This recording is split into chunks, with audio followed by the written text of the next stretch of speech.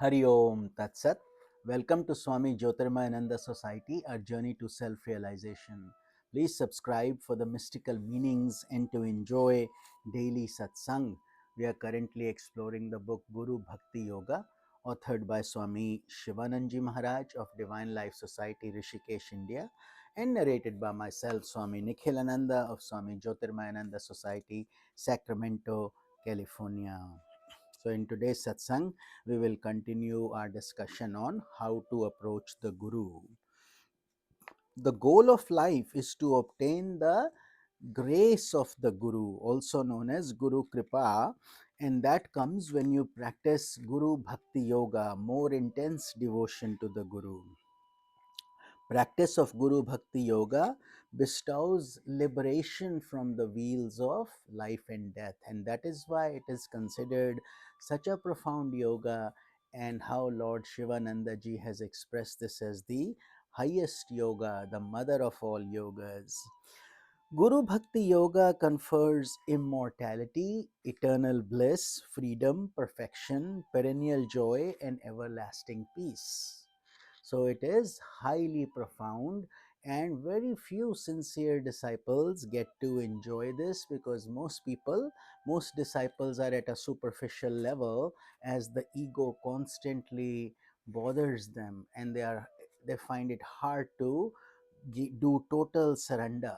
But once they cross that boundary, then they start enjoying all these things that these divine masters have guided us. Practice of Guru Bhakti Yoga alone can make one fearless and ever happy in all walks of life, because you have that energy radiating within you, the Guru's Kripa. That's the spark that gives you the light within you, and you are able to adjust under all conditions, all circumstances, without losing your peace of mind. The mind is at the root of the samsara. Samsara means the world process, and mind is centered in it. The mind is the cause of bondage and freedom, pleasure and pain. That's why our sages and saints have said, Mana eva manushyanam karanam bandhu mokshoha bandhanaya vishyasaktam nirmukte vishyam smaret.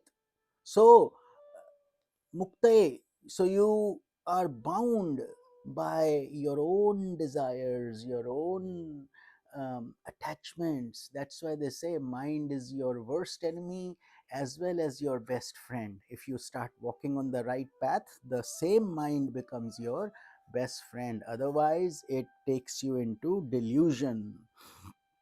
So the mind can be controlled only by the practice of Guru Bhakti Yoga. So the more practice we do, the better off we are. 9 terms of Guru Bhakti Yoga is also known as Navda Bhakti. This is the bhakti or devotion that Shabri, Mata Shabri, who Lord Rama came to visit her, um, used to practice. Real lasting aspiration to practice Guru Bhakti Yoga. So the 9 forms are, first of all, you should have a firm determination and a lasting aspiration. Continue this till your last breath. Second is absolute faith in the thoughts, words, and actions of your Guru, your Satguru. This is why there is so much emphasis on having the proper Guru, the right teacher, the qualified master, where all your doubts are dissolved. Then, once you have tested and convinced yourself, then no more doubt should ever come.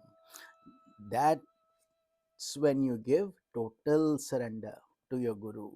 And then perfect obedience in carrying out Guru's commands. So, the words of the Guru, because remember, grace is not a simple dish you can make. It comes over time through many things, and mainly through perfect devotion. So when we carry out the Guru's commands, we follow his teachings, we follow the sadhana, and we are sincere in our approach, the Guru's grace will come. That's part of doing Guru Bhakti Yoga. Doing namaskar with humility and repeating his name. So every day we should prostrate to our Guru. Guru and God, same thing, as we have always said.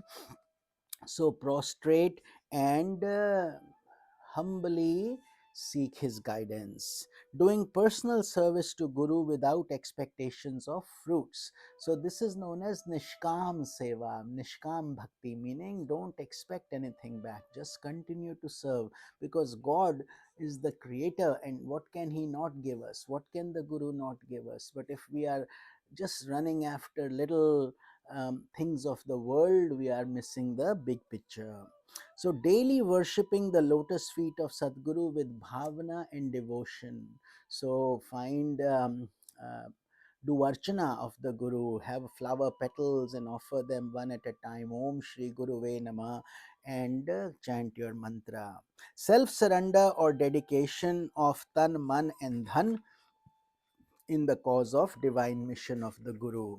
So again, all these sages and saints remind us all the time that we should serve our Guru with our tan, means physical body, man means with our mind, and dhan means with our money, resources, skills, talents, whatever we have, to make our Guru's mission a success.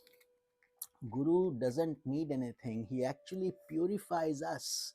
So when they ask us to serve, do satsang like my Guru did, the whole idea is that we continue to follow the holy path, stay away from worldly things, and continue to receive Guru's grace.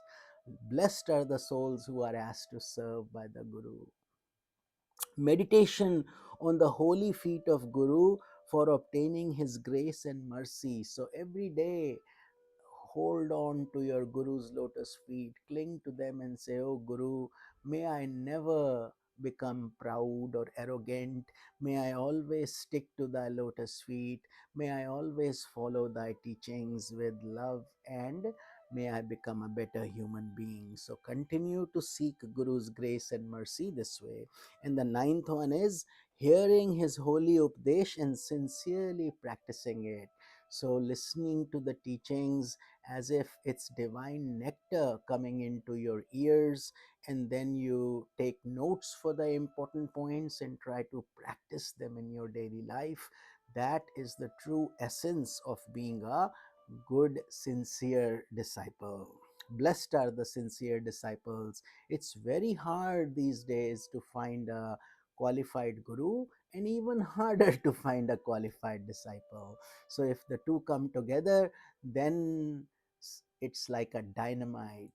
It's phenomenal, and the disciple will certainly grow to a very great proportion and attain mukti or realization in this very life. So the disciple must exist to glorify his guru's glory. So the, that's the only thing a disciple needs to do, just two things. And that's what I exist for, and Swami LP exists for. You must have seen us do only two things. There's nothing else we do. One is to have total faith, total love, total dedication to our Guru, to follow his teachings, to follow his words, to follow his commands. This is how we have reached where we are. It's through our Guru's grace. And the second thing is to glorify his teachings. It's all his teachings, his words, his grace, his compassion, his love. And now our role is to share it with one and all. The more, the better. And if each of you can join us in that process, in that practice, in bringing one more person to the spiritual dimension, then you have served your Guru beautifully. So that is what a sincere disciple should do, and that is what we are attempting to do. I'm not saying we are succeeding all the time, but we are attempting to do. Our life now becomes an offering to our Guru. Whether the owl believes or not in the existence of the light of the sun is always there, isn't it? The sun will shine every day, whether we deny the existence or we accept. It doesn't matter to the sun. Even so, whether the ignorant and fickle minded disciple believes it or not, the benign grace of Guru works wonders. So, the immature people who are not advanced sadhaks, will do some sadhana for a little while, and then the little bit of agitation comes in. They doubt the guru, they doubt the things, they doubt God, and they are then they start criticizing. That is simply criticizing the sun. It makes no difference to the sun at all. So first we need maturity, understanding, compassion, love, depth, then we will continue to advance on this path. So we'll continue this journey in our satsang tomorrow. Hari Om Tat Sat.